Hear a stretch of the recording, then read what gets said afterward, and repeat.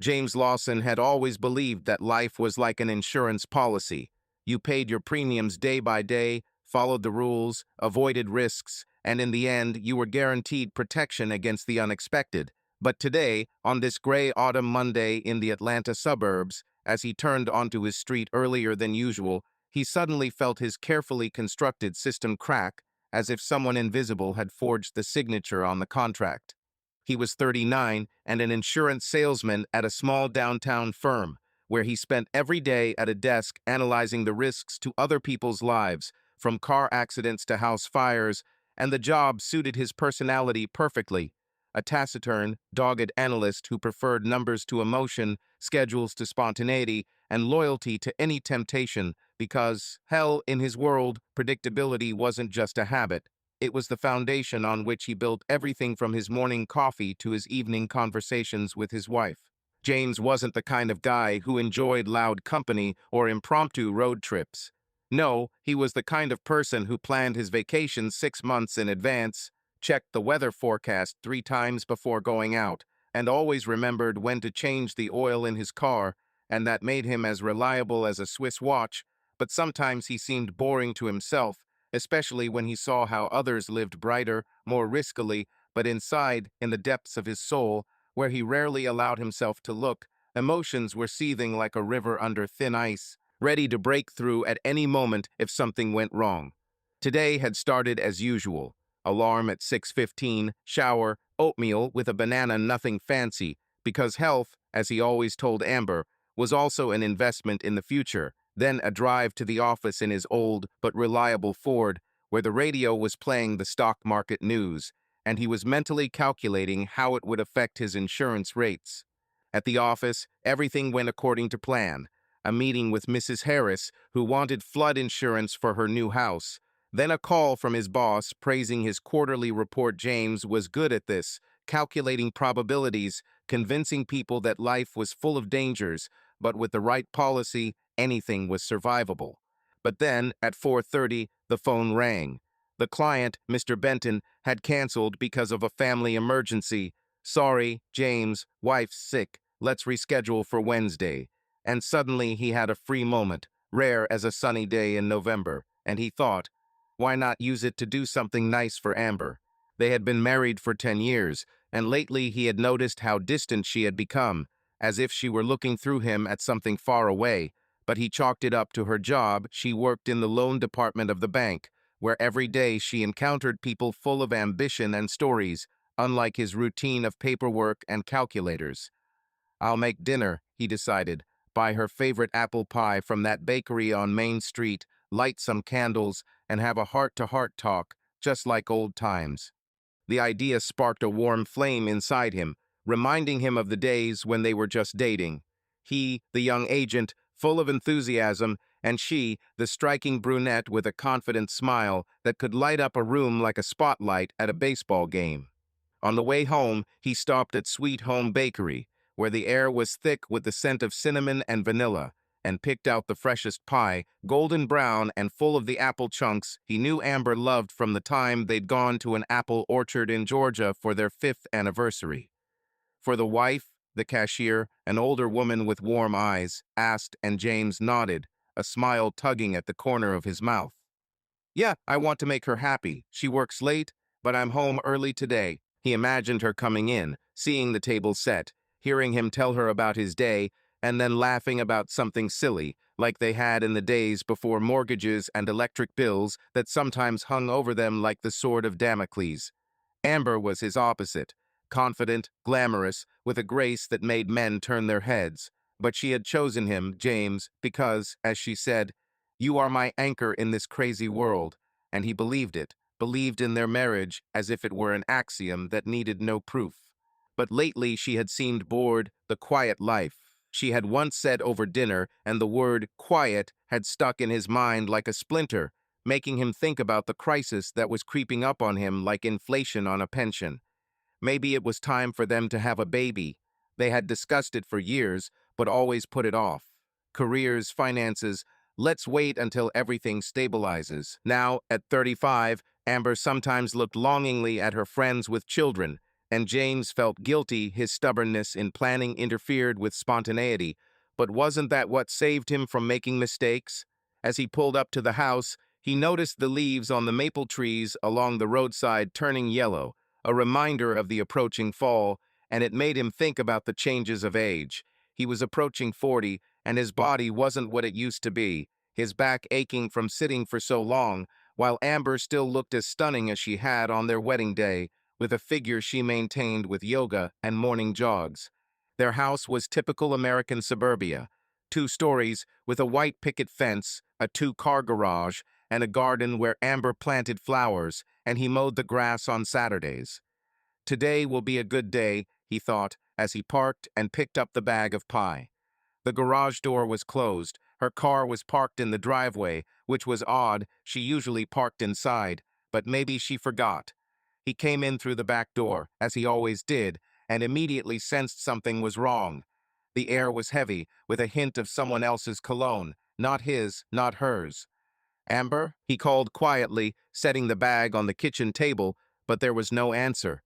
The silence in the house was so thick that he heard the ticking of the clock in the living room, and this alerted his analytical mind. Usually the radio or television was playing in the evenings.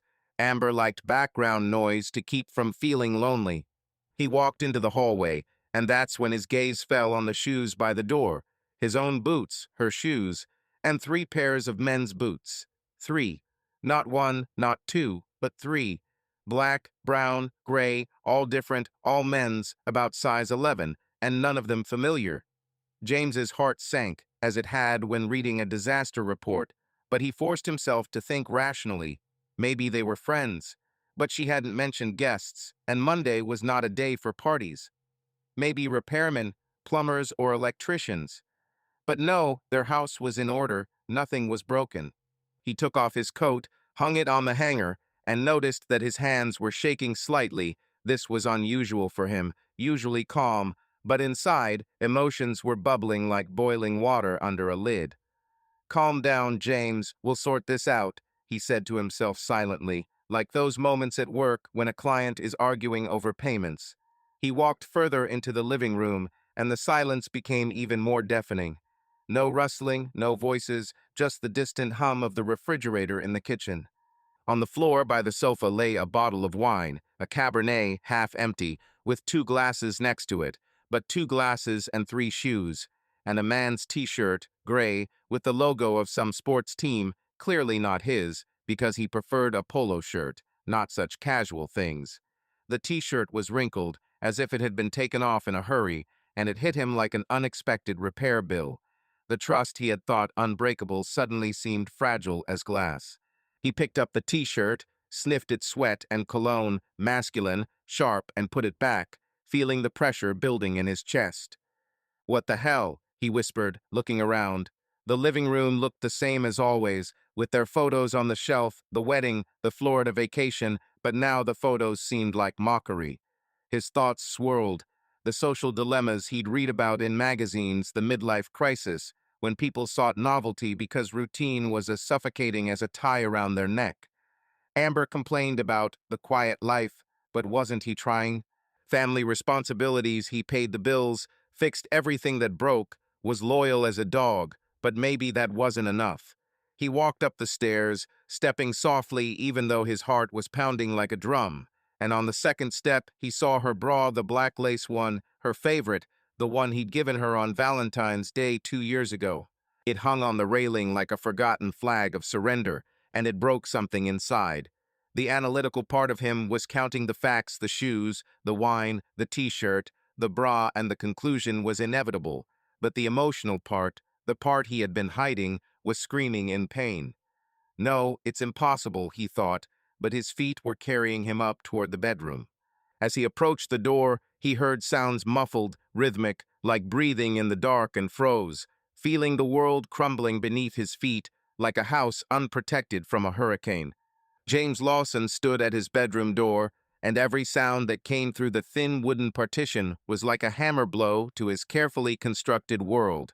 The silence he had treasured in his home, that refuge from the chaos of the outside world, where everything was predictable, from the cleaning schedule to the dinner menu, now seemed a mockery, crushed by rhythmic moans that he could not mistake for anything else. Amber, the woman who had sworn her love to him under the white arch in the garden 10 years ago, surrounded by their families, was there, on the other side of the door, with someone else. His analytical mind, accustomed to breaking life down into graphs and probabilities, tried to find an explanation. Maybe it was a mistake, maybe it was the TV, maybe it was a dream, damn it. But the sounds were too vivid, too real, and there was nothing in them like the staged scenes from the soap operas Amber liked to watch in the evenings with a glass of wine.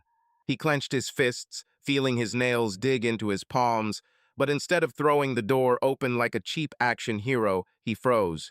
James was not an action hero. He was an insurance salesman, a man who calculated risks rather than rushed into them. And now, in this moment, with his world falling apart, he chose not to barge in, not to shout, not to demand answers. He chose to hide. He stepped back, silently, as if he were creeping through someone else's house and not his own, where every floorboard was familiar, where he knew the creak of the third step on the stairs and the scent of lavender from the candles Amber lit on weekends.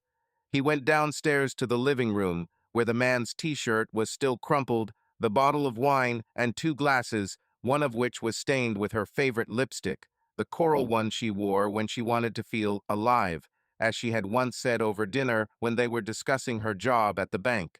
James sat down on the couch, the same one where he and Amber had watched The Office on Saturday nights, laughing at the jokes and eating popcorn, and tried to collect his thoughts.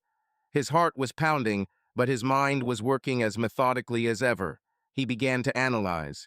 3 pairs of shoes by the door. 2 of them probably belonged to the same person had he changed his shoes, or were there 2 of them? No, the sounds from the bedroom pointed to one man. But then why 3 pairs? Has someone come and gone? Or was it just carelessness, like a forgotten bra on the stairs? He hated himself for thinking these thoughts, for the way even now, in this moment of betrayal, his brain clung to the details like a life preserver. And then he heard it, a man's laugh, low and husky, confident, almost brazen, as if the man owned the place. James strained to remember if he'd heard that voice before. Not a client, not a neighbor, not someone they knew together. It was a stranger, intruding into his life like an uninvited guest at a family picnic. The laughter mingled with Amber's voice. She said something, quietly, playfully, and the playfully cut James like a knife, because he couldn't remember the last time she'd spoken to him in that tone. Maybe on their last vacation in Savannah, when they'd walked along the boardwalk, eating shrimp and laughing at the seagull that stole his French fries. But even then, her voice had been different, warm, but not so. Alive. He felt a lump in his throat and forced himself to breathe evenly, the way his therapist had taught him years ago when he was struggling with panic attacks after his father died. In, out, James. You can do this. He rose from the couch and walked silently, like a ghost, to the stairs, keeping close to the wall so as not to step on the creaking floorboards. A few steps up, he heard the sounds again, louder now, and Amber's moans were joined by words, snatches of phrases he did not want to understand, but could not help but hear. "You're crazy," the man said, and there was something young and cocky in his voice, like a boy who knows he can get away with anything. "You started it," Amber said, and her laugh, light as the clinking of glasses, was something James had not heard in years. He stood with his back against the wall and closed his eyes, trying to push away the images that were creeping into his head. He did not want to see. He did not want to know. But his analytical mind, damn it, was already painting a picture. Amber, her long hair spread across the pillow, her hands on someone's back, someone else's back. And that someone wasn't him. James felt his phone vibrate in his pocket. He pulled it out almost automatically and saw a notification from his banking app. Charged $12.47, Starbucks, 2:32 p.m. Starbucks? Amber rarely drank coffee outside the house, preferring to brew it in their machine because, as she said, "Why pay $5 for something I can make myself?" He frowned, but immediately shook the thought away. This wasn't the time. He shoved the phone back into his pocket and listened. The sounds from the bedroom faded, and he heard footsteps, then a man's voice. "Wait, I'll take this off." James froze. Take this off? His blood ran cold. He peered cautiously around the corner, staying in the shadows of the hallway, and saw the bedroom door open a crack. The man, tall, with tousled dark hair and a tattoo on his forearm, stood with his back to him, holding a phone in his hand, pointing at the bed. James couldn't see Amber's face, but he could see her leg poking out from under the sheet, and it was enough to make his stomach churn. The man he'd mentally dubbed the outsider was younger than he'd expected, no more than 27, with the casual confidence that comes with being young and mortgage-free. He was wearing jeans, barefoot, and his movements were relaxed, like a man who knew he was in his element. "Randy, stop it, delete it," Amber said, her voice a mixture of flirtatiousness and irritation. Randy. The name hit James like a slap in the face. He didn't know any Randy. Not one of Amber's friends, not one of her co-workers. But the name was so common, so American, that it could have belonged to anyone, from a neighbor to a bartender. "Relax, this is for us," Randy said, his voice laced with smugness. James felt something well up inside him that he hadn't felt in years, a rage mixed with impotence. He wanted to storm in, to slap the phone out of Randy's hands, to demand an explanation, but instead he stayed put, because storming in would mean admitting that this was real, that his marriage, his life, his Amber, were all falling apart right now. He took another step back, trying not to breathe too loudly, and suddenly he heard Randy say, "Let's go shower. The light is better there." Amber laughed, and James heard footsteps retreating toward the bathroom that was in their bedroom, the same bathroom where he shaved every morning, looking at his reflection and thinking that he was still the guy Amber loved. The bathroom door slammed, and he heard the sound of water. This was his chance. He didn't know what to do, but he knew he couldn't stay. Not now. Not in this house that suddenly felt like a stranger. James walked downstairs, his movements mechanical, like a robot programmed to survive. He passed the bottle of wine, past the t-shirt, past the shoes that now seemed like symbols of his own naivety. He walked back into the bedroom, moving silently, and looked at the bed, rumpled, with the sheets he had washed himself last week. On the bedside table was a photograph of his and Amber's wedding. She in a white dress, he in a tuxedo, both smiling, as if they believed that life would be simple and happy. He took the wedding ring off his left hand, the thin gold band he had worn for 10 years, even in the shower, and placed it on Amber's pillow, where the warmth of her body was still lingering. It was not a gesture of anger, not an attempt to punish. It was an admission. He could no longer pretend that everything was okay. The ring lay there, small and shiny, like a period at the end of a sentence he did not want to finish. He left the bedroom and went downstairs, grabbing his keys and the bag of pies. Somehow he didn't want to leave it there, as if the pie were the last thing that connected him to the life he had planned tonight. He walked out the back door, as quietly as he had come in, and got into the car. The engine started with its familiar purr, but James didn't move. He sat looking at his house, at the light in the bedroom window where Amber and Randy were now, and thought about the trust he had thought was as unbreakable as an insurance policy guaranteed for life. He thought about his midlife crisis, how Amber had been looking for something he couldn't give her, how he himself might have smothered their marriage with his predictability. He thought about the social expectations that demanded that he be a man to barge in, to make a scene, but he couldn't. Not because he was weak, but because he wanted to understand. To understand why. Understand what went wrong, and maybe understand how to live on. He turned on the radio, and ironically Bruce Springsteen's "I'm on Fire" came on, and James turned it off because he didn't want to hear about passion that burns. He drove away from the house, not knowing where he was going, but knowing that he wouldn't be able to return that day. James Lawson woke up at dawn in a motel on the outskirts of Atlanta, where the rooms smelled of dust and stories, and the sheets were so thin that the reality he was trying to push away was visible through them. But it was still there, like a heavy autumn rain pounding the roof, reminding him that the night before had turned his life upside down, leaving him in this cheap room overlooking a parking lot where cars sat like forgotten promises. He hadn't slept much, but had tossed and turned all night, turning over the details in his head.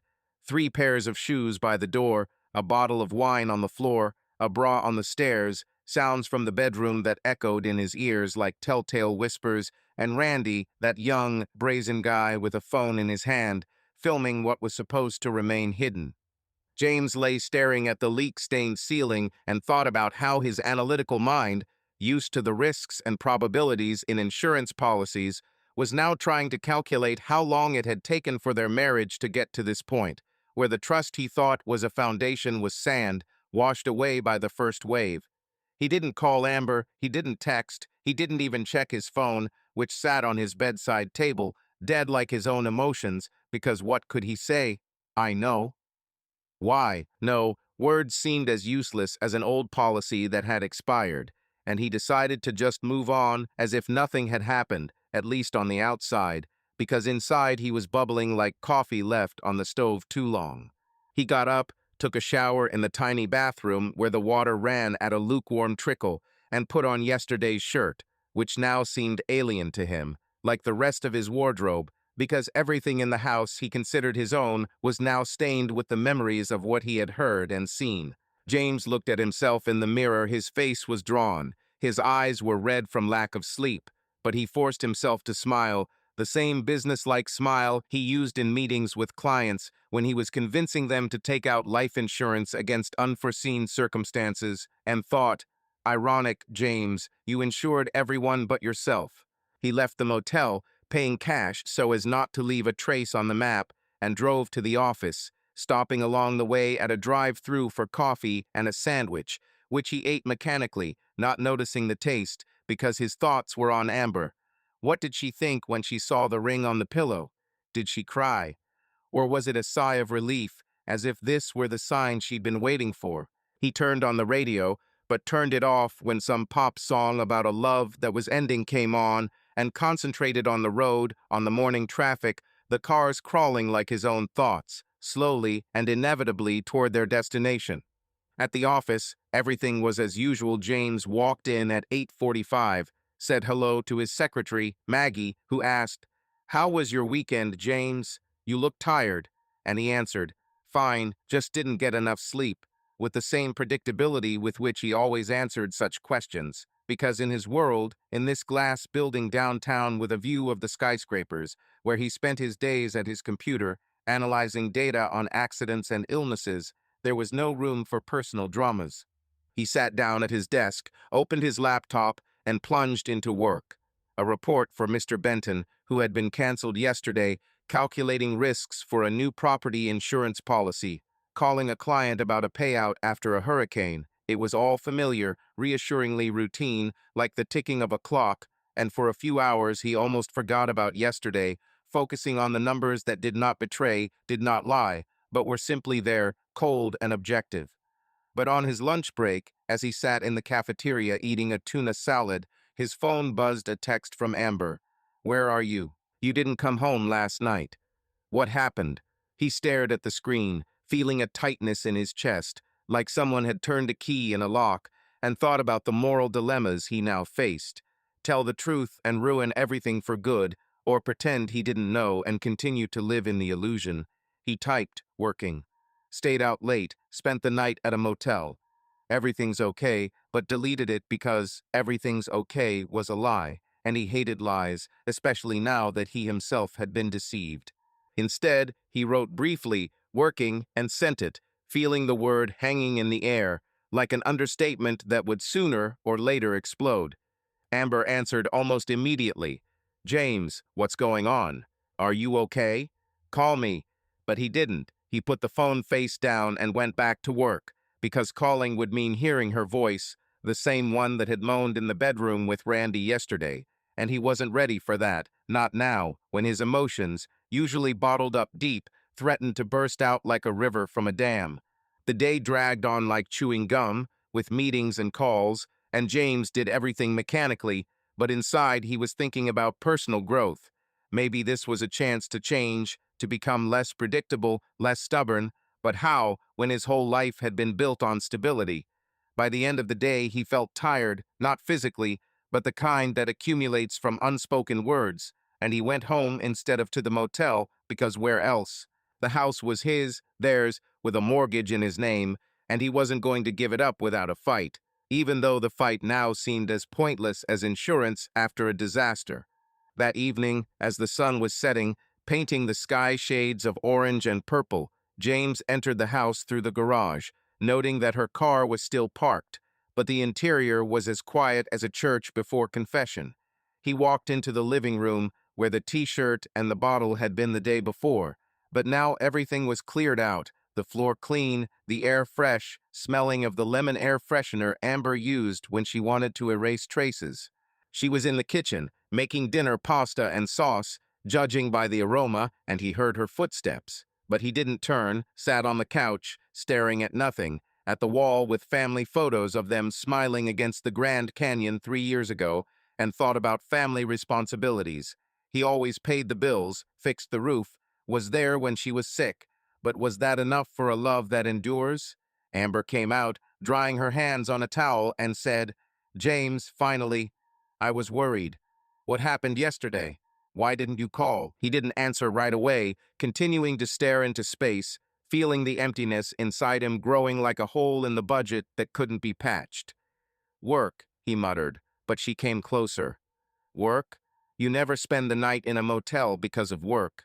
Tell me, what's wrong?" He turned to her, saw her eyes full of fake concern, or was it real, and wanted to say everything, but instead he got up and went to the office, muttering, "Nothing. Tired." In the office where his shelves of books on insurance and financial planning were lined, James sat at his desk, opened his laptop, and stared at the screen, but not to work. He thought of Gary Felton, an old friend from high school who had become a private investigator after the Army, specializing in family law, divorce, and surveillance, and he thought, maybe he can help figure this out. He didn't want proof, he already had that in his head in those sounds and images, but he wanted a picture, complete as a puzzle, with each piece explaining why and who and how long ago. James found Gary's number in his contacts. They'd met a few months ago at a high school reunion, where Gary had bragged about his stories of unfaithful spouses and dialed, hearing the dial tone echoing in the empty room. "James, dude, how old are you?" "How are you, old man?" Gary's voice was cheerful, with that rough warmth that recalled their high school days, when they'd played baseball together and smoked cigarettes behind the garage, dreaming of the big life. James paused, feeling the words catch in his throat, but then he said, "Gary, hi. Look, I need your help. Professional." "Wow, that sounds serious. What happened? Did someone steal your car, or is a client not paying?" "Ha, just kidding. Spit it out." James sighed, looking out the window at the darkening garden where Amber had been planting roses in the spring, and began, "It's about Amber. I I think she's cheating on me. No, I know. I came home early yesterday, and there was someone there. I heard them. I saw the signs. But I didn't barge in. I just left quietly, left the ring on the pillow." Gary whistled. "Damn, James, that sucks. Sorry, bro. Are you sure? Maybe understanding." "No, Gary, no misunderstanding. 3 pairs of men's shoes by the door, wine, clothes on the floor, sounds from the bedroom. And I heard a name, Randy. Young guy, filming everything on his phone. I don't barge into things like that. You know me, I analyze. I don't act rashly." "Yeah, you've always been like that, Mr. Plan. Okay, what do you want? Surveillance? Photos? Video? I can arrange it. I have the equipment, the contacts. But it's not cheap, and it hurts, James. Are you sure you want to dig?" James rubbed his temples, feeling the headache that had been growing since the morning. "I don't need evidence for a court or anything. I know everything. I want the picture, the whole picture. Why is she doing this? Who exactly is this Randy with? How long has this been going on? Are there others? I want to understand, Gary, because our life has been stable, but maybe too quiet. She missed me, she talked about it, but I didn't listen. I want to know, is this a midlife crisis or something deeper?" Gary paused, then said, "Okay, bro, I get it. Not evidence, just intelligence. I'll check this Randy out. Know anything about him? Name, job?" "He's a barista, I think. I saw a charge slip at Starbucks yesterday, and the name matches. Young, 27, handsome, rough around the edges. Tattoo on his arm. Barista, classic, James. Young, full of energy, unlike us old farts. Okay, I'll give you a picture. I'll start by checking her phone, not hacking, but there are ways. Follow her for a couple of days, see where she goes, who she meets. Find out about Randy's social media, work, past. Maybe he's married, or is this just flinging? James felt a twinge of jealousy. Fling? 10 years of marriage, and that's fling? But yeah, find out.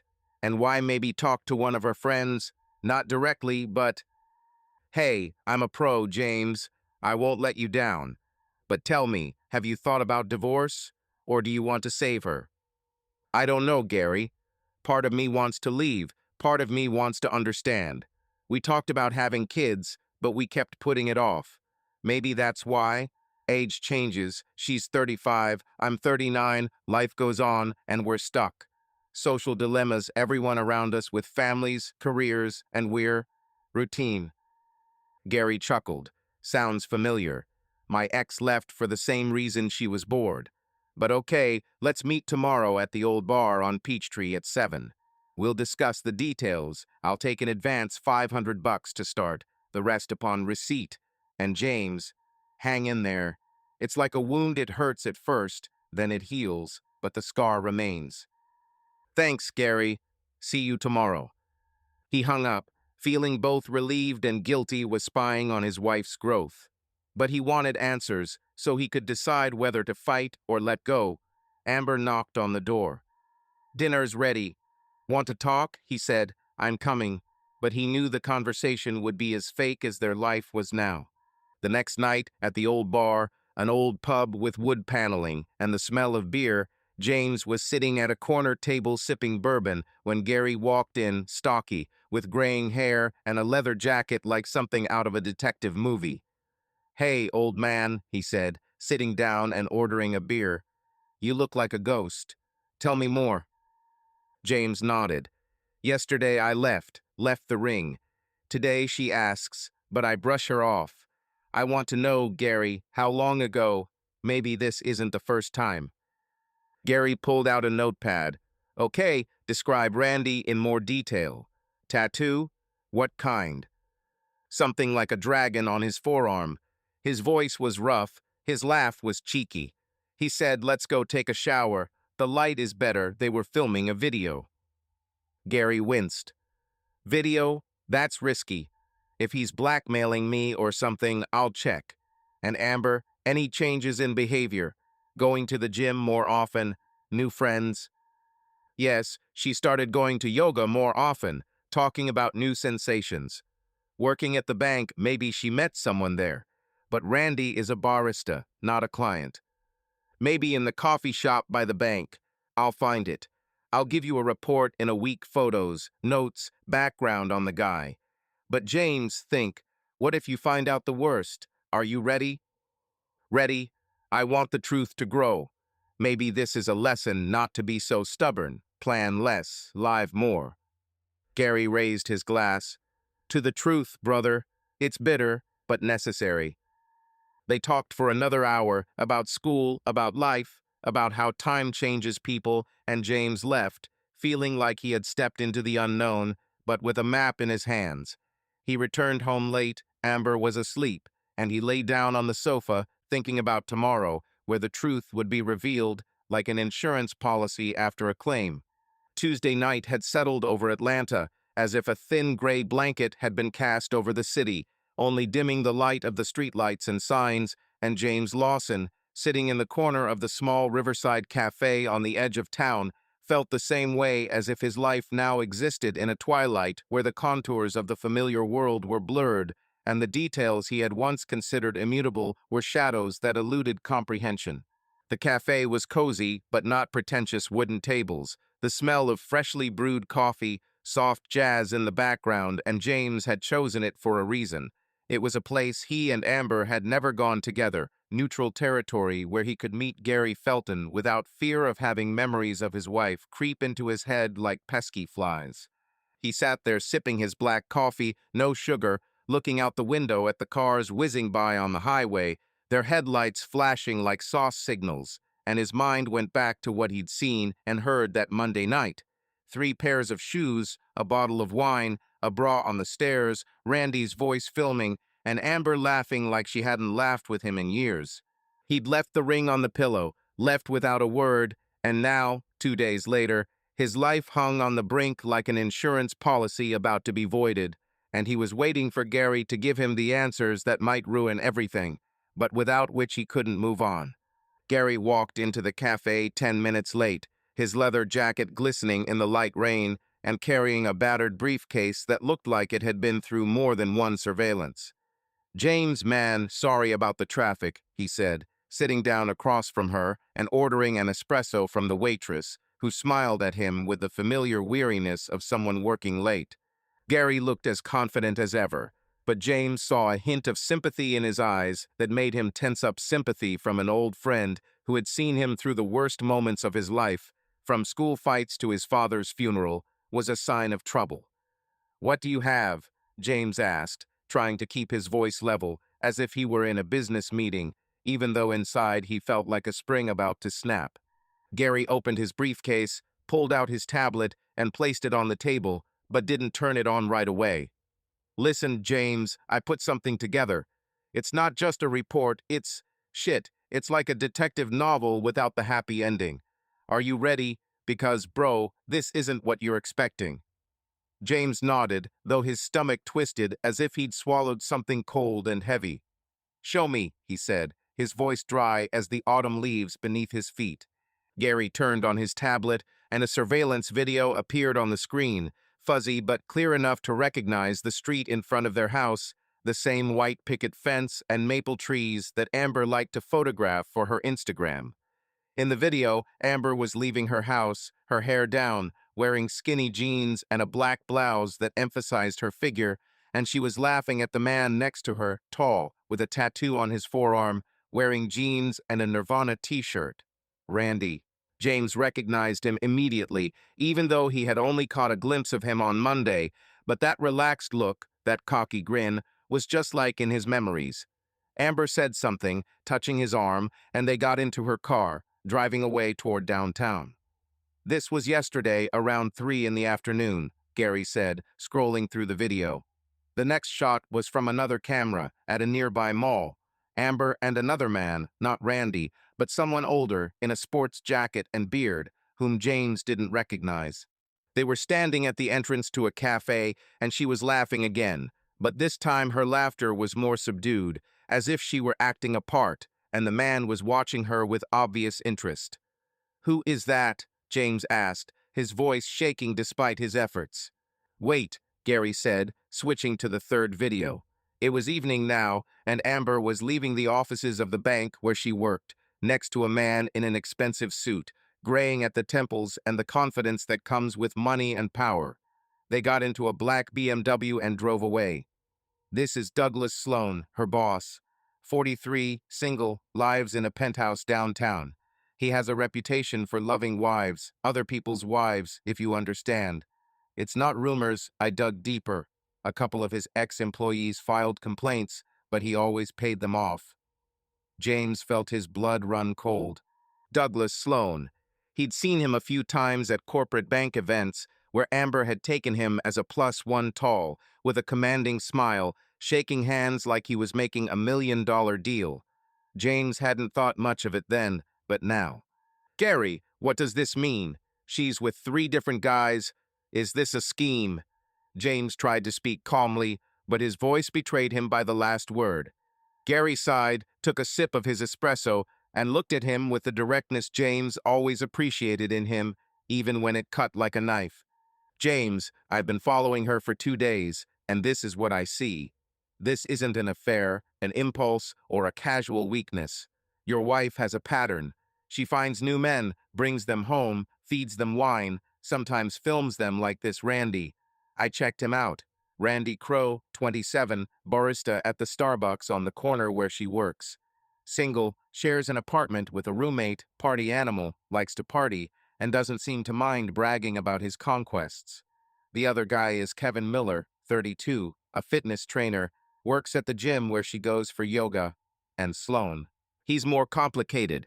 He's not just a boss, he's a player, and Amber seems to know how to play him. James felt the world around him shrink, as if the walls of the cafe had moved closer. Why? He asked, almost whispering. Why would she do this? We have a home, a marriage, and plans. She said she missed me, but this? Gary shrugged, but there was no indifference in his gesture, only the weariness of a man who had seen too many of these stories. I think she's just bored, James. You said it yourself, your life is quiet, predictable. You plan everything from dinners to vacations, and she seems to be looking for adrenaline, something that makes her feel alive. It's not about love. It's about control, about power.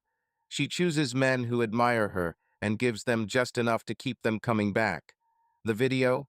Maybe it's her way of keeping them hooked, or convincing herself that she's still desirable. Sloan is a different story. He's not just a guy from a coffee shop. He's dangerous because he has money and influence. If she's with him, it might be about her career as well as her boredom. James stared at his empty cup, feeling Gary's words settle in him like dust after a storm. Boredom. The word Amber had thrown out one night at dinner now sounded like a death sentence. He remembered her talking about the quiet life, how her friends traveled, had children, lived flamboyantly, while they were stuck in the rut of mortgages and bills.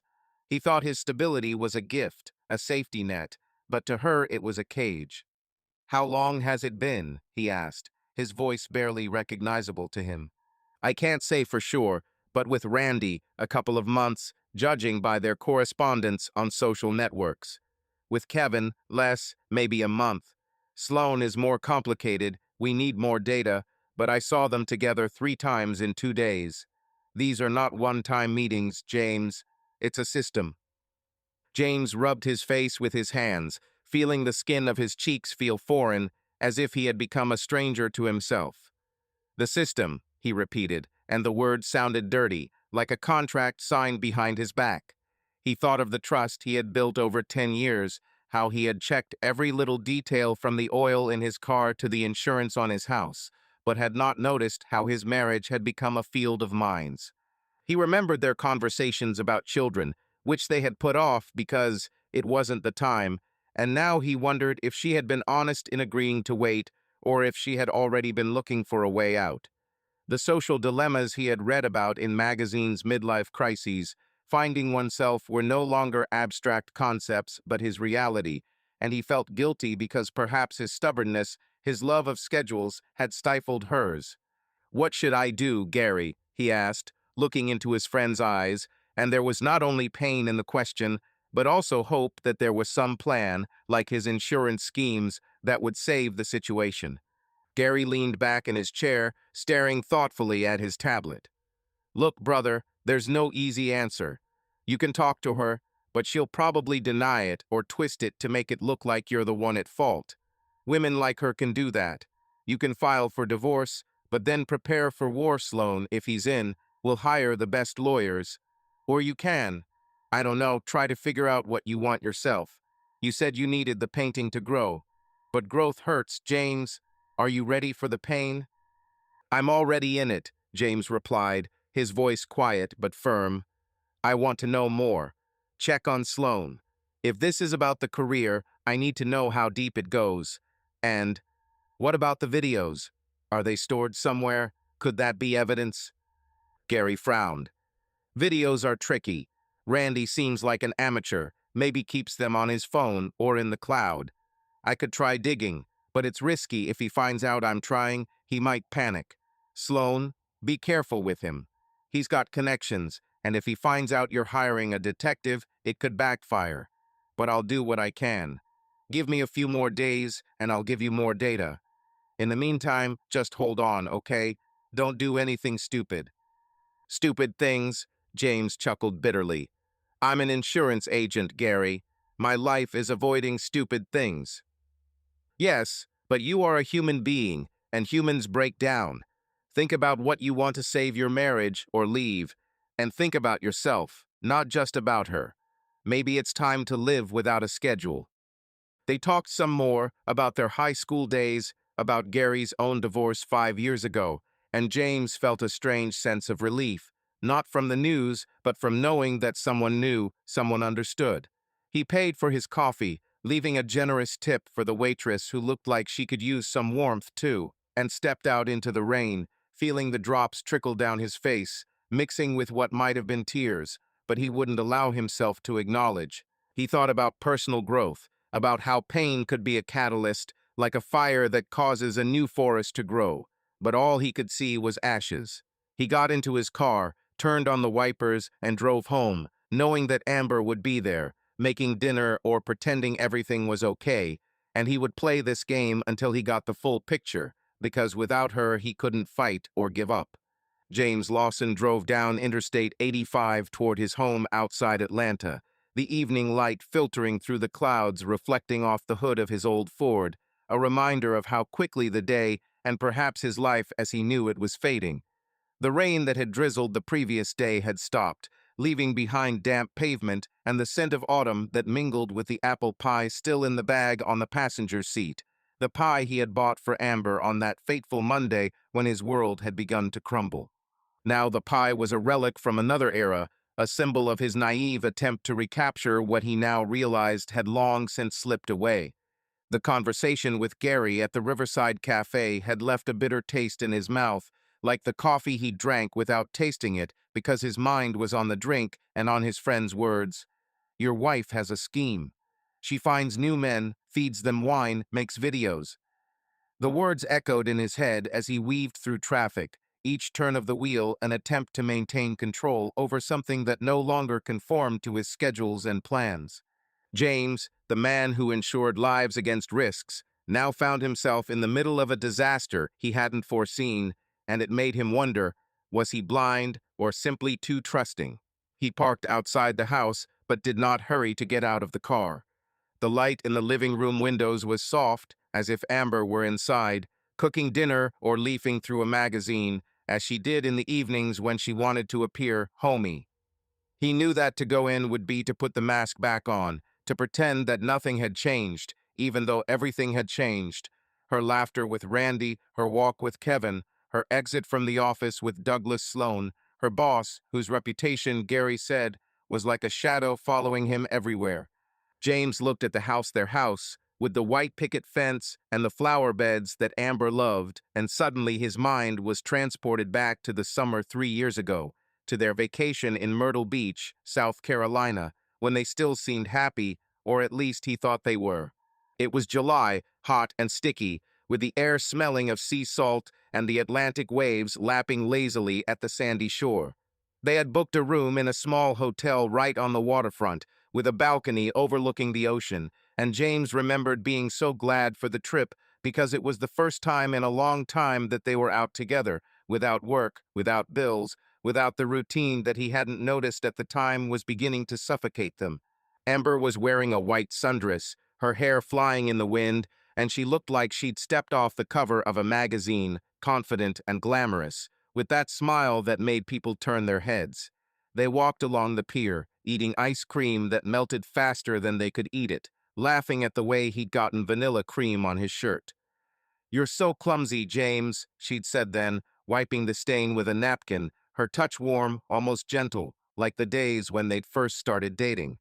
That evening, they went to a bar on the waterfront, a noisy place with wooden tables laden with beer bottles and a live band playing covers of old Eagles hits.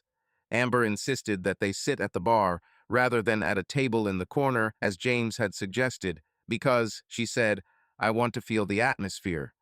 He didn't mind her enthusiasm was infectious, and he loved seeing her so alive, so real.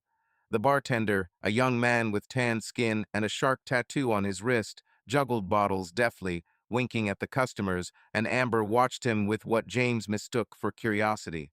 They ordered cocktails, his usual bourbon and Coke, a margarita with salt around the rim, and as she sipped her drink, she leaned toward him and whispered, I want people to look at us.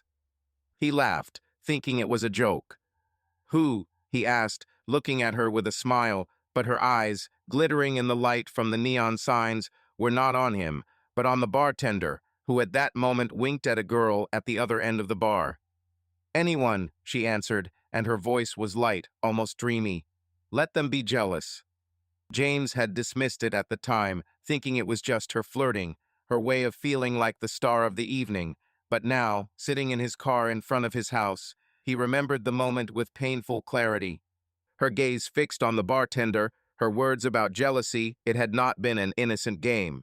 It had been a hint he had missed because he had been too busy planning their next day at the beach, checking the weather forecast and making dinner reservations at a restaurant overlooking the ocean.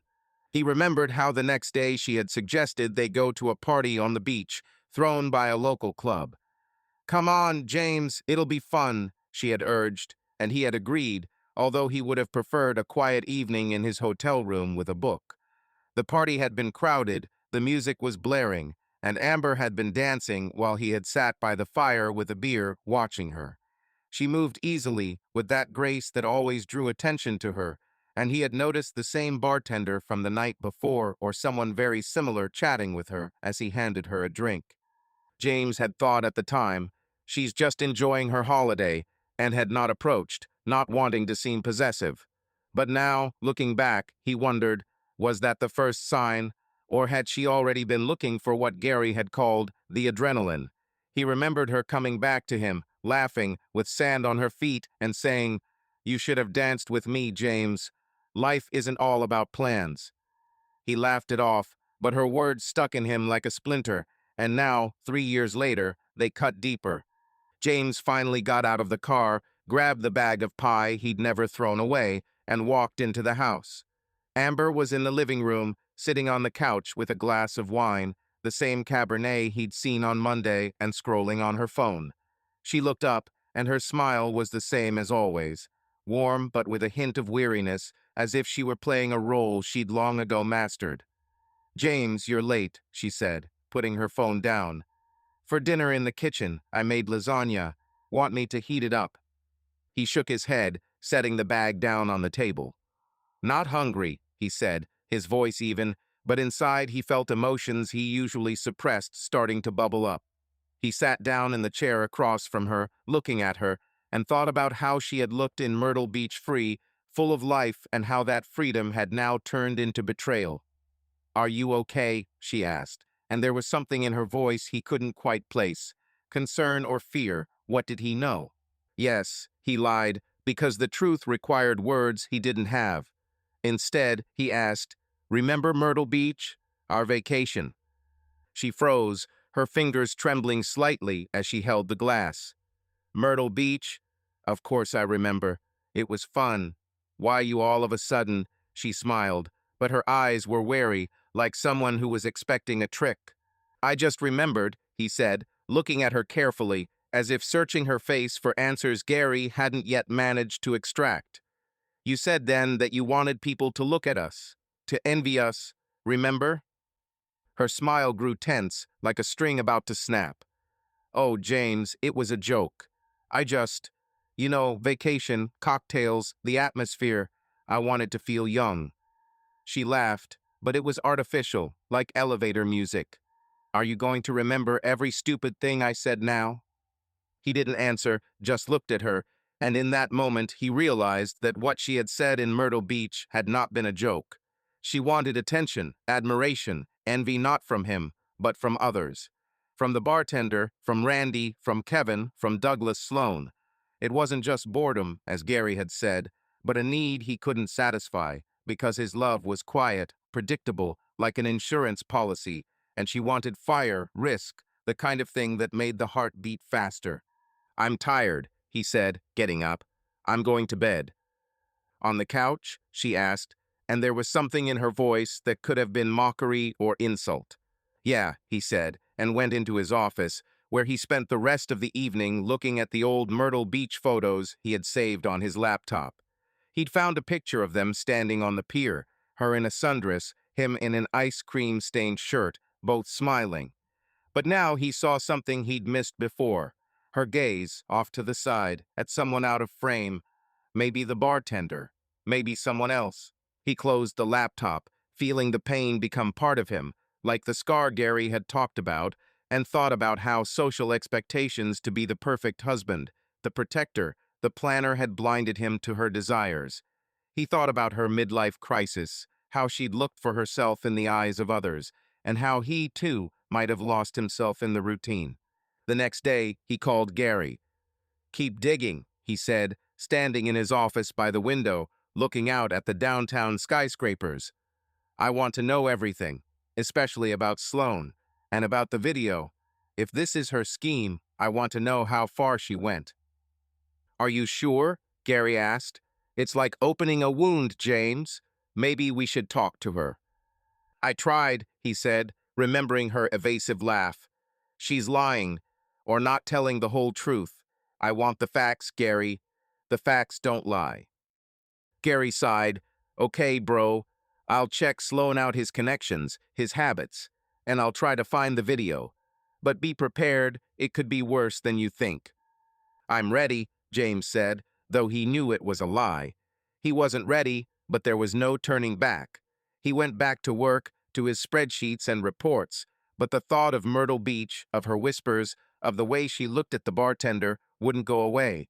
He thought about personal growth, about how pain could be fuel for change, but all he felt was salt in the wounds, sea salt that burned like memories. James Lawson drove home in silence, turning off the radio because even the familiar voices of the news anchors or the oldies he usually listened to escape the gridlock on Interstate 85 now seemed like noise, preventing him from thinking, and there was a lot to think about. Gary's words about Amber's scheme, the CCTV footage of her laughing with Randy and Kevin and Douglas Sloan, and the memories of Myrtle Beach, where her whispers about stairs now sounded like a warning he'd missed in his busy schedules. The headlights of his Ford cut through the twilight, and Atlanta, spread out before him, seemed alien, like a city in a dream where familiar streets lead in unexpected directions. He didn't know what Amber would say when she walked into the house, but he felt like the silence he'd been maintaining since Monday could no longer be his refuge. His analytical mind, used to categorizing risks like insurance policies, demanded action, but his heart, the thing he so rarely listened to, ached like an old wound, opened by the salt of truth. The bag of apple pie was still on the passenger seat, and James, looking at it, thought that the pie was a symbol of his attempt to hold on to the past, when he still believed their marriage could be saved with dinner and candles. He parked outside the house, noting that her car was in the garage, not in the driveway like the night he'd found her with Randy. The kitchen light was on, and through the curtains he could see her silhouette moving between the stove and the counter. The smell of roasting garlic and tomato sauce wafted through the closed door, and James opened it to feel the familiar comfort of their home clashing with his new knowledge, like an orchestra playing out of tune. He walked in, hung his coat on the hanger, and set the bag of pie on the hall table next to her keys and purse. Amber emerged from the kitchen, drying her hands on a towel, her hair pulled back into a messy bun, wearing the same blue t-shirt he'd given her for her birthday 2 years ago that said, "Keep calm and carry on." The irony of it hit him like a cold wind. "James, you're right on time," she said, her voice light, almost carefree, but there was a hint of wariness in her eyes, as if she were waiting for him to say something more than a simple hello. "I made spaghetti and meatballs, your favorite. Come sit down, it's ready." He nodded without answering and walked into the dining room, where the table was set for two. White plates, wine glasses, napkins folded neatly, as if she were trying to create the illusion of normalcy. James sat down, feeling as though the chair beneath him felt alien, as the entire house he had once considered his sanctuary. Amber set a plate of steaming, sauce-covered spaghetti in front of him and sat across from him, pouring herself a glass of wine. She was silent, and the silence was as thick as the fog he had seen that morning as he drove out of the motel. James looked at the food, but he had no appetite, not because he didn't like her cooking, but because every bite seemed saturated with the lies he now saw so clearly. They ate in silence, broken only by the clink of forks on plates and the distant hum of the living room television, which Amber had left on some cooking show. James noticed little things: the way she carefully twirled the spaghetti around her fork, the way her fingers trembled slightly as she lifted the glass to her lips, the way her gaze avoided his, moving across the table, the walls, anywhere but him. He felt as if they were talking through a wall invisible but solid, built of his silence and her secrets. Finally, she put down her fork and looked at him, her brow furrowed slightly, as if she were debating whether to break the silence. "You've been acting strange lately," she said, her voice soft but slightly accusatory. "You barely talk, you sleep out, you come home late. What's wrong with you, James? Does it work? Or something else?" He paused, his fork hovering over his plate, and felt something well up inside him that he hadn't felt in years, not just anger, but a mixture of hurt, resentment, and a desire to understand why the woman he loved, the woman he considered his soulmate, was now sitting in front of him, playing innocent.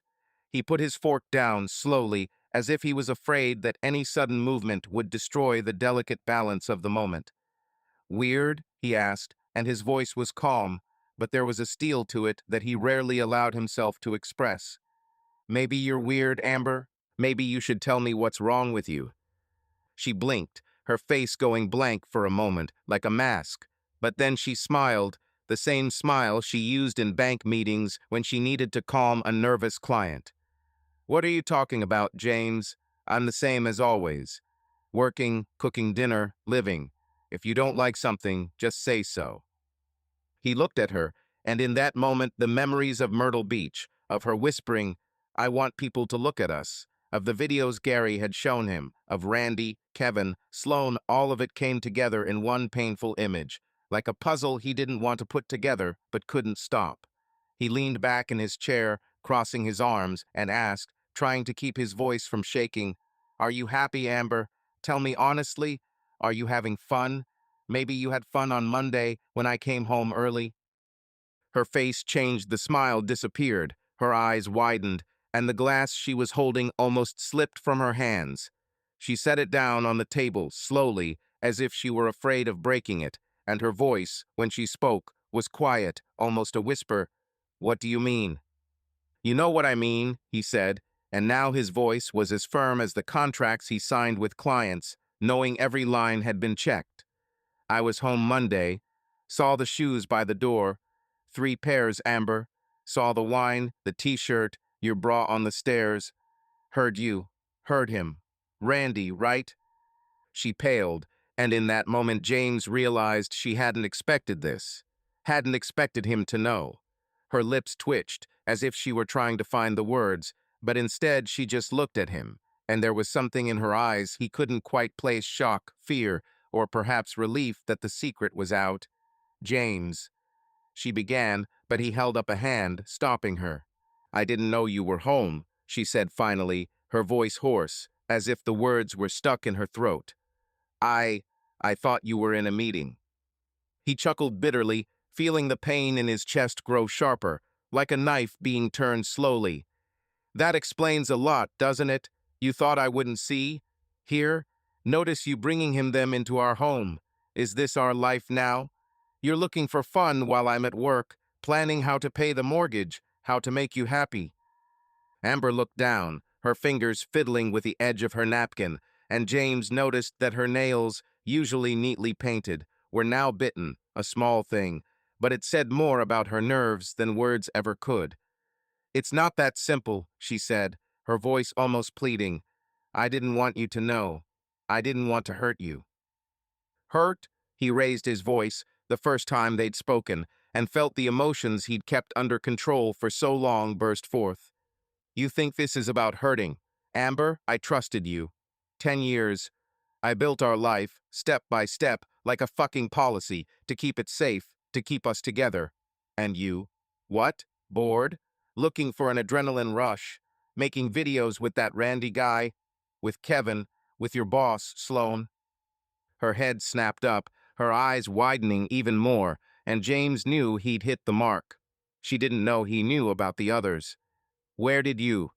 she began, but stopped, biting her lip. "You were following me?" "I hired a man," he said, his voice as cold as the autumn evening outside. "Because I wanted to understand why. Why did you change so much? Why our house became like a fucking brothel, Amber. 3 pairs of shoes, wine, video. Do you even know what that looks like? She stood up, her chair creaking on the wooden floor, and walked over to the window, crossing her arms as if to shield herself from his words.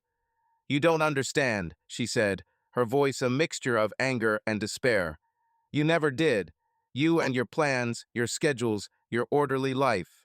I was suffocating, James. I wanted to live, to feel something, not just exist. You were, you were like a wall, reliable but cold. I didn't want to lose you, but I couldn't do this anymore. He looked at her, and every word she said hit him, not because she was lying, but because there was truth in her words, a truth he was afraid to admit. He thought of Myrtle Beach, of her whispers, of the way she sought out other people's eyes, and he realized that it hadn't started on Monday, not with Randy, but long before, when he'd been too busy to notice. And that's why you chose them? He asked, his voice quieter, almost pleading. Randy, Kevin, Sloane, because they gave you something I couldn't. She turned to him, tears in her eyes, but she wasn't crying. Amber never cried, even when they argued over little things like choosing the color for the living room walls. It wasn't them, she said. It was me. I wanted to feel alive, James. I wanted to be looked at as if I wasn't just your wife, as if I wasn't just your bank teller, but someone desirable. You stopped looking at me like that. You saw me as part of your plan, not as a woman. He felt her words cutting into him like shards of glass, and he wanted to protest, to tell her he'd always loved her, always seen her as more than just a part of his life, but the words stuck. He remembered her dancing on the beach in Myrtle Beach, her laugh ringing, her attention seeking, while he sat by the fire, thinking about the weather forecast. Maybe she was right. Maybe he'd smothered her with his stability, his stubbornness, his devotion to schedules. But that didn't justify her actions, didn't explain the video, the boots, the wine, Sloane, and his reputation. So what now? He asked, feeling the fatigue wash over him like a wave. Do you want to keep going? Bringing them here? Or was this just an experiment? She was silent, looking out the window, and her silence was louder than any words. Finally, she said, I don't know, James. I didn't want you to know. I thought it would stay, mine. But now, I don't know. He stood up, feeling the wall between them grow taller, thicker, and walked to the door, saying, I don't know either, Amber, but I can't live with this. He went into the office, closed the door, and sat at his desk, looking at the photo of their wedding on the shelf. He thought about the trust that had shattered like glass, about the crisis they were both experiencing, her in search of adrenaline, him trying to maintain control. He thought about how societal expectations to be the perfect husband, the perfect wife had shattered them, and how the personal growth Gary had talked about now seemed less like a goal and more like a necessity to survive. James Lawson stood at the window of his office, looking out over the garden where the maple trees were already beginning to shed their leaves, painting the lawn in shades of rust and gold, and he felt autumn creeping not only into the air but into his life, draining the warmth he had once found in this house, in this marriage, in Amber. It had been a week since their dinner, since that conversation that had been like two trains colliding with each other, with no hope of stopping, and since then they had barely spoken, only short phrases about everyday trivialities like, where are the keys, or dinner is in the kitchen. But the silence between them was not empty, it was heavy, like the air before a storm, and James knew that he could no longer live in this tension, in this house, where every detail, from the photograph of their wedding on the shelf to the smell of her perfume in the hallway, reminded him of a betrayal he could neither forgive nor forget. His analytical mind, accustomed to breaking life down into graphs and probabilities, was now working overtime, trying to answer the question he'd asked Amber that night. Why? Why had she chosen this pattern, as Gary had called it? Why had she sought adrenaline in other people's eyes, in other people's hands, in Randy's videos, in walks with Kevin, in the company of Douglas Sloane? There was no answer, or rather, her answer, I was out of breath, was as insufficient as an insurance policy that didn't cover a hurricane. That morning, he met Gary at a coffee shop on Peachtree Road, the same old bar where they'd spoken last time, and Gary, with his usual mix of gruff directness and compassion, handed him the flash drive in a small black envelope. "Here, James," he said, sipping his beer and looking at him with a weariness that comes from too much of other people's drama. "This is everything I've collected. Security footage, social media chats, a couple of audio recordings of her calls. I didn't dig too deeply into the personal stuff, but it's, well, enough for you to get a sense of the scope. Are you sure you want to see it?" James took the envelope, feeling its weight even though it weighed no more than a few grams, and nodded. "I don't want to look, Gary," he said, his voice quiet but determined. "But I have to. Not for evidence, not for the court. I want to understand. Maybe it will help me move on." Gary shook his head as if he doubted it, but he didn't argue. "You know what you're doing, brother, but be careful. It's like a bomb. If it goes off, it'll hit everyone. And think about whether you want to leave or fight. Because if you leave, she might turn it against you, especially with that Sloan guy in the mix. He's not the type to play fair." James got home at 5 o'clock, earlier than usual, because he knew Amber would be there. Her workday at the bank ended at 4, and she often spent her evenings at home, cooking or pretending that their life was still normal. He came in through the front door, not through the garage as he usually did, and paused in the hallway, looking at her purse, lying on the table next to her keys. The envelope with the flash drive burned like a hot coal in his pocket, and he knew that today he couldn't retreat to the office as he had been doing for the past few days, avoiding her gaze, her questions, her attempts to pretend that nothing had changed. He walked into the living room, where Amber was sitting on the couch, leafing through a magazine, and her legs casually crossed. Her glass of wine on the table was so familiar that for a moment he felt a twinge of nostalgia, as if they were still the James and Amber who laughed at the office on Saturday nights. She looked up when she saw him, and her smile was cautious, like someone treading on thin ice. "You're early," she said, putting down her magazine. "Want something to eat? I can heat something up." He shook his head and sat down in the chair opposite her, holding the envelope in his hand. Her gaze fell on it, and James saw the way her fingers tightened slightly, as if she sensed that the envelope was more than just paper. "Amber," he began, and his voice was calm but heavy, like a man who knew his words would change everything. "I saw everything. Here." He placed the envelope on the table between them, next to her glass. "You can look. You can or you can't. It's yours." She froze, her eyes widening with a mixture of fear and disbelief. "What is it?" she asked, though her voice shook, betraying that she already knew. "Video," he said, looking her straight in the eye. "Cameras. Of you and Randy. Of Kevin. Of Douglas Sloan. Texts. Phone calls. Everything you did while I thought we were building a life together." Amber paled, her hand reaching for her glass, but stopping halfway, as if she was afraid any movement would make this moment more real. "You hired someone to follow me?" Her voice was quiet, almost a whisper, but there was anger in it, as if she was trying to shift the blame onto him. "Do you want to humiliate me?" she continued, her voice louder now, with a hint of challenge. "Is this your way of getting revenge? To show me how terrible I am?" James shook his head, feeling the weariness wash over him like a wave, but with it a strange calm, as if he'd finally shed the weight he'd been carrying since Monday. "No, Amber," he said, his voice even almost gentle. "I don't want to humiliate you. I want you to see what you look like. To understand that this wasn't just, I was suffocating, like you said. This was a pattern. You picked men, brought them here, filmed them. I want to know why you didn't stop. Why wasn't this enough for you?"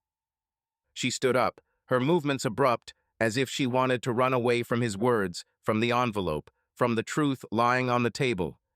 "You don't understand," she said, and her voice trembled, but there was not only pain in it, but something else, stubbornness, as if she was defending not herself, but her right to this life. "You never understood. I didn't want to hurt you, James. I wanted to feel alive. You were so busy with your plans, your work, your spreadsheets. You didn't see me, but they did. They saw," he raised his voice, letting his anger show for the first time. "Randy, who filmed you on his phone. Kevin, your yoga instructor. Sloane, who's rumored to sleep with other people's wives for fun. Is that what you call seen? Amber, I loved you. I built our life, step by step, so that we could be happy. And you turned our home into God knows what. She turned away, looking out the window where darkness had already swallowed the garden, her shoulders shaking slightly. Do you think it was easy for me? She said, her voice hoarse, as if she were holding back tears. I didn't mean for it to turn out this way. I tried to talk to you, James. Remember how I asked to go somewhere spontaneous? How I said I was bored, that I felt old? You laughed, said we had it all under control. But I didn't want control. I wanted life. He looked at her, and every word she said hit him, not because she was lying, but because there was truth in her words, a truth he was afraid to admit. He remembered Myrtle Beach, her whispers about people staring, her dance on the beach, her laughter that he had taken for joy then, and now saw as a signal he had missed. Is that why you didn't stop? He asked, his voice quieter, almost pleading. You found Randy, Kevin, and Sloane. You made videos. You brought them here. Why, Amber? If you were bored, why didn't you leave? Why didn't you tell me? She turned to him, and there were tears in her eyes, but she wasn't crying. Amber never cried, not even at their worst. Because I didn't want to lose you, she said, and her voice was so quiet he could barely hear her. I thought I could keep it apart, that it wouldn't affect us. I was wrong, James. I know I was wrong, but I didn't know how to stop. It was like a drug. Their looks, their words, their desire. It made me feel like I was still alive. He looked at her, and in that moment he felt not anger, but emptiness, as if everything he knew about her, about them, had dissolved in her words. He thought about the trust he had built over 10 years, how he had checked every little thing from the oil in his car to the insurance on his house, but had not noticed how his marriage had become a field of mines. He thought about his midlife crisis, how she had searched for herself in the eyes of others, and how he himself had perhaps lost himself in the routine. What now? He asked, and his voice was almost lifeless, as if he already knew the answer. I'm leaving, he said, and the words, spoken aloud, were like a signature on a document he didn't want to sign but knew he had to. I can't live with this, Amber. I can't sleep in this house knowing you brought them here. I can't look at you without seeing them. But first, I want to understand. Why didn't you stop, even when you knew it was destroying us? She was silent, looking at the envelope on the table as if it were a bomb she was afraid to touch. I don't know, she said finally, and her voice was so weak it seemed alien. I thought I had it under control, that it was just a game. But then it was too late. I didn't want you to know. I thought I could keep it a secret. He nodded, feeling the emptiness inside him growing like a black hole, swallowing up everything he once considered his. He stood up, grabbed his keys, and walked toward the door, but stopped, turning around. Check the flash drive, he said. Not for me. For you. Maybe you'll realize what you've lost. He walked out without waiting for her answer and got into the car, feeling the chill of the autumn evening seep into him, as if he had become part of this night. He didn't know where he was going, but he knew he couldn't stay. He thought about personal growth, about how pain could be fuel for change, but so far all he saw was ashes. And somewhere deep inside, he hoped that Amber would watch the flash drive, see herself from the outside, and maybe realize that she had destroyed not only their marriage, but herself as well. James Lawson sat in his car in the motel parking lot, where he'd returned after leaving Amber with the flash drive and the words he'd hoped would be the last they'd spoken, but which he knew deep down had only opened a new chapter in their rift. The sky over Atlanta was heavy gray, as if the city had decided to mirror his mood, and the occasional raindrop tapped against the windshield, creating a rhythm that was the only sound in his world besides the hum of his own thoughts. He didn't turn on the radio, didn't check his phone, he just sat there, staring at the motel sign, its neon lights flashing, and tried to figure out what to do next. His life, which he'd planned so carefully like a low-risk insurance policy, was now in ruins, and he felt less like a victim and more like an architect of this disaster, because, as Amber had said, He was the wall solid but cold. The envelope with the flash drive he left her was his last attempt not to accuse, but to show the truth. But now he wondered, would it change anything? Or was she already too far away in her own world, where strangers' views and adrenaline replaced their marriage? He hadn't planned to go home that night, but his phone vibrated and her name appeared on the screen. The message was short. "We need to talk. Please come over." James stared at the screen, his fingers tightening on the steering wheel, and wondered if it might be a trap not hers, but his own heart, which still, despite the pain, wanted to find something in her to cling to. He wrote, "Why?" and erased it, knowing the question was pointless. She wouldn't answer the truth in a text, just as she hadn't answered it fully at dinner. Instead, he started the car and drove back to the house that now felt alien to him, like the set of a movie he no longer wanted to star in. When he walked in, Amber was sitting in the living room on the same couch where he'd left her yesterday. But now, instead of a magazine and a glass of wine, she had a flash drive in front of her, still in its open envelope, like an unexploded grenade. She looked up, and there was none of her usual wariness in her eyes, no attempt to smile, only the weariness of someone who's been running for a long time and finally stopped, not because she wanted to, but because she couldn't anymore. "You came," she said, and her voice was quiet, almost lifeless, as if she'd spent all her energy writing to him. "You asked," James replied, sitting down in the chair across from her, keeping his distance as if physical distance could protect him from what she was about to say. He noticed that her nails, usually neatly painted, were still bitten, and there were shadows under her eyes that he hadn't seen before. "Have you looked?" he asked, nodding at the flash drive. She nodded, not looking away. "Yes, I did." Her voice wavered, but she didn't look away, and it was the first time in days that she looked at him directly, without evasion. It was hard, seeing myself with them. James felt something tighten in his chest, but he wasn't sure if it was anger or pity. "What did you feel?" he asked, trying to keep his voice level, like he was in a business meeting, even though inside he was seething. "Shame? Remorse? Or did you like it?" She winced as if struck, but she didn't look away. "You want me to repent, James? To fall to my knees and beg for forgiveness? I won't. I did it, yes. I don't deny it. But I don't regret it because with you everything was predictable." Her words hit him like cold water, and he felt his fingers tighten on the arms of his chair. "Predictable?" he asked, his voice low, almost menacing, though he didn't mean for it to sound that way. "I didn't have to be your show, Amber. I was your husband. I built our life to be stable, safe. You wanted a show? You got it, Randy, Kevin, Sloan. And did that make you happy?" She shook her head, and there was a flicker of pain in her eyes, but not the kind he expected, not remorse, but something more complicated, as if she didn't quite understand herself. "It's not about happiness," she said, and her voice grew a little louder, as if she were trying to explain it not just to him, but to herself. "I wanted to be wanted, James. I wanted to be the only one in the room.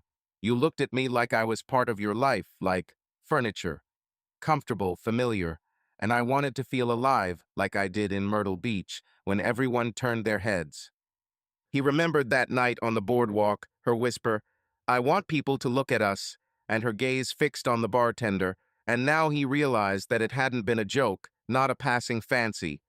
This was her essence, a need he hadn't seen because he'd been too busy planning their future. "So they gave you that?" he asked, his voice quieter, almost pleading. "Randy, the one who makes his videos? Kevin, your trainer? Sloan, who apparently collects other people's wives. Is that what you were looking for?" Amber looked down, her fingers fiddling with the hem of her sleeve, and for a moment she looked vulnerable, as if the mask she wore had cracked. "I don't know, James," she said, her voice almost a whisper. "I thought it was. I thought it would give me what I was missing. Their looks, their words, their attention. It was like air I couldn't get enough of. But then I watched those videos, and it's not me. It's like someone else, someone I wanted to be but wasn't." He looked at her, and in that moment he felt not anger, but a strange mixture of pity and weariness. She didn't repent, didn't ask for forgiveness, but there was an honesty in her words that he hadn't expected. "Have you ever wanted me?" he asked, his voice breaking, betraying the pain he had hidden for so long. "Or have I always just been convenient, part of your plan until you find something better?"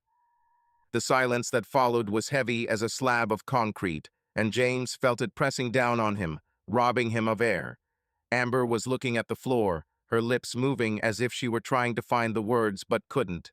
Finally, she looked up, and there wasn't anger in her eyes or accusation, but something he couldn't quite place: regret, maybe, or emptiness.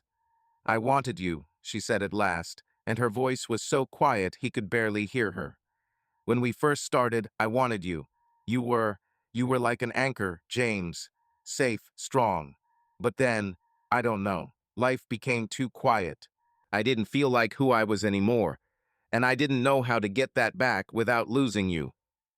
He nodded, feeling her words settle in him like ashes after a fire. He thought of Myrtle Beach, of her dancing on the beach, of her laughter that he had mistaken for joy, but now saw as a cry for help he had missed. He thought of his role husband, planner, insurer, and how his love, so stable, so predictable, had become a cage for her. "I wasn't a show," he said, his voice firm but not angry. "I was a man who loved you. But that wasn't enough, was it?" She didn't answer, just looked at him, and her silence was an answer more honest than any words could have been. James stood up, feeling the weariness wash over him like a wave, and he knew that this conversation, like their marriage, was over. "I'm leaving," he said, repeating the words he'd spoken yesterday, but now they sounded final, like a signature on divorce papers. "Not because I hate you, Amber, but because I can't live with this, with you, with what you've done, and with what I may have done wrong." She nodded, a tear flickering in her eye, but she quickly wiped it away, as if she didn't want him to see her weakness. "I understand," she said, her voice almost lifeless. "I don't blame you, James. I hope you find what you need." He looked at her one last time, memorizing her face, not the one on the video, not the one laughing with Randy or walking out of the office with Sloane, but the one he had loved once, in the days when they were young and thought their love would endure anything. He turned and walked out without looking back, because he knew that if he looked back, he might not be able to leave. In the car, he called Gary. "I did it," he said when Gary answered. "I'm leaving, but I need one more thing. Check on Sloane. If he's using her, I want to know. Not for revenge. For her." Gary paused, then said, "You still love her, right?" James didn't answer, just hung up and started the car. He thought about personal growth, about how pain could be fuel for change, and how the third party, their marriage, their love wasn't what he saw, but something that existed only in his plans. And somewhere deep down, he hoped that Amber would find herself, even if it was without him. James Lawson sat at the old wooden desk in his office, the same room where he'd once planned his future with Amber, from vacations to mortgages, from buying a car to picking the color of the living room walls. Now the room felt like a mausoleum, holding the memories of a life that no longer existed. The light from his desk lamp fell on the piece of paper in front of him, and the pen in his hand shook, not from the cold, it was still warm in Atlanta for September, but from trying to find the words to express everything he felt: pain, anger, regret, and, strangely, a strange gratitude for the clarity her betrayal had brought to his life. He'd been up all night since their last conversation, when she'd confessed to seeking out other people's gazes to feel alive, and her words, "I wanted to be wanted," echoed in his head like broken glass. He knew that leaving was the only way out, but before he left this house, this life, he wanted to leave something that would not be an accusation, not a scream, but simply the truth, his truth, which he might never be able to tell her to her face. The pen glided across the paper, and the words came slowly, as if he were forcing them out of himself, like blood from a wound. He was writing not for her to read, not to hurt her, but for himself, to free himself from the burden he had carried since that Monday when he had seen 3 pairs of shoes by the door, heard her laugh with Randy, learned about Kevin and Douglas Sloane. The letter was his way of putting an end to it. Not their marriage, it was already dead, but his own story, in which he had been not only a victim, but an accomplice, because, as she had said, he had been the wall, reliable but cold. When he was finished, the page was covered in uneven handwriting, and every word felt like both a release and a condemnation. He reread it, feeling his throat tighten, but he didn't change it, it was honest, and honesty was all he had left. James stood up, folded the paper in half, and went into the kitchen. Amber was at work. Her car had disappeared from the garage that morning, and the house was as empty as his heart. He attached the letter to the refrigerator with a heart-shaped magnet they'd bought in Myrtle Beach, and for a moment his fingers lingered on the cold metal door. He remembered how they'd laughed when they'd chosen the magnet, how she'd insisted it was cute, and he'd joked that it was too corny. Now it held his goodbye, and the irony was almost too much to bear. He grabbed his keys, a small suitcase of things he'd packed the night before, and walked out without looking back. The door closed behind him with a soft click, as if the house had exhaled, releasing him. James got into the car, started the engine, and drove away, not knowing where exactly, but feeling that every mile separating him from this house made him a little lighter, as if he were shedding the skin in which he had lived for too long. The road took him through the Atlanta suburbs, past familiar cafes and shopping malls, past the park where he and Amber used to walk on Sundays, and each landmark was a sting, but not as sharp as it had been before. He thought about the letter, the words he'd left on the refrigerator, and how she'd find it when she got home. Would she read it? Would she crumple it up and throw it away? Or would she keep it as a reminder of what they'd lost? He didn't know, and surprisingly, he didn't want to know. For the first time in a long time, he felt like what he was doing, not a plan, not a calculation, just a step into the unknown, was the right thing to do. He turned on the radio, and an old Fleetwood Mac hit filled the car, reminding him of the days when music had been the background to their dates, not the soundtrack to a breakup. That evening, he checked into a motel on the outskirts of town, the same one where he had spent several nights after their first conversation about her scheme. The room was plain, almost sterile, with the smell of cheap detergent and a creaky bed, but he felt freer here than he had in their house, where every detail was a reminder of the past. He dropped his suitcase on the floor, sat on the edge of the bed, and pulled out his phone to call Gary. "I left," he said when Gary answered, his voice calm, almost relieved. "I left a letter. I don't know if she'll read it or not, but I said what I wanted to say." Gary paused, then asked, "Are you okay, brother?" "I don't know," James answered honestly, "but I feel like I can breathe. For the first time in a long time."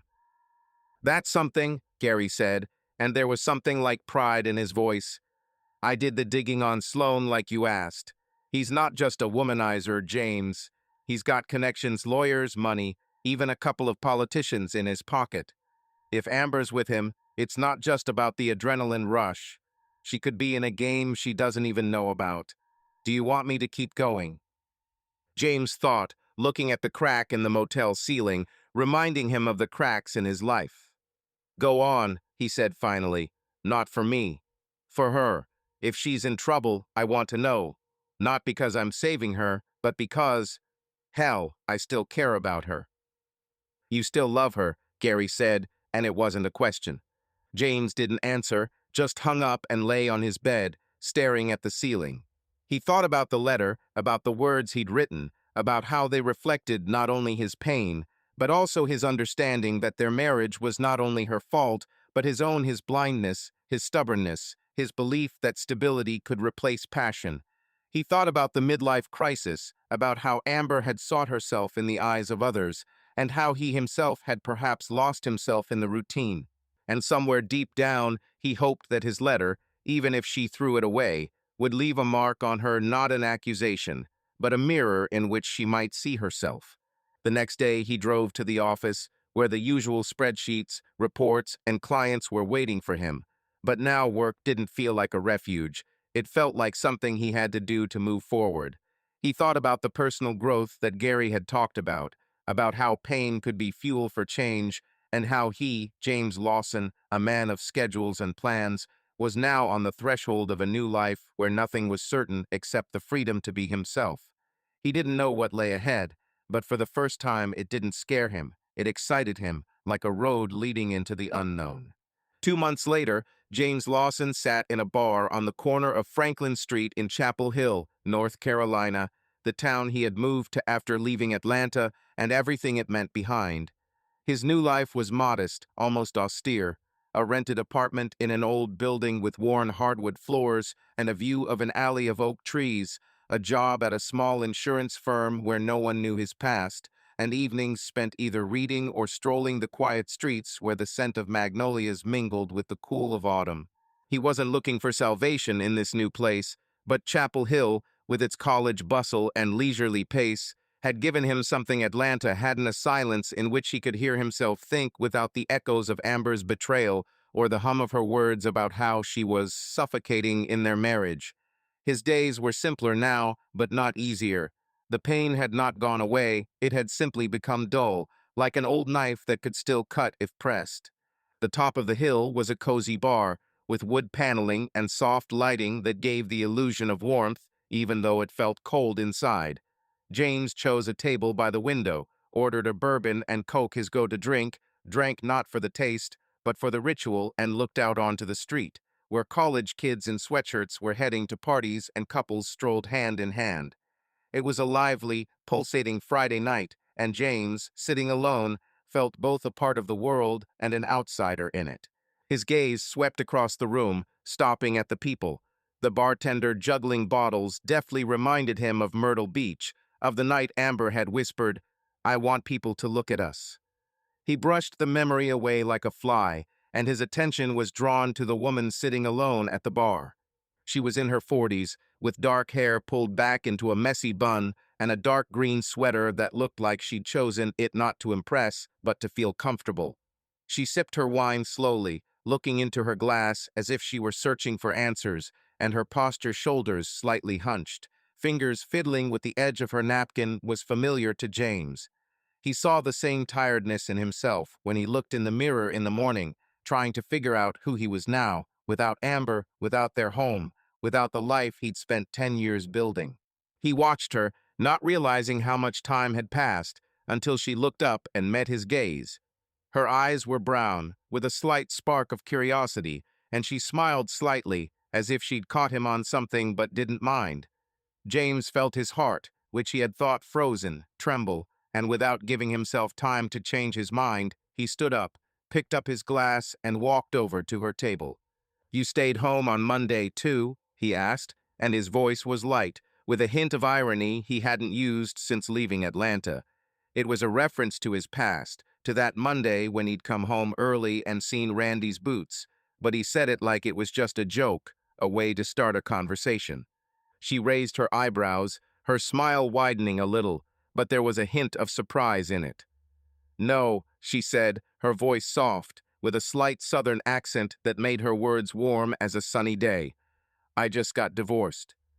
James paused for a moment, feeling her words echo in his own story. He nodded, setting his glass on the counter next to her wine. "Then we have cause to drink," he said, and there was no pity or mockery in his voice, only understanding, as if they were both survivors of the same storm.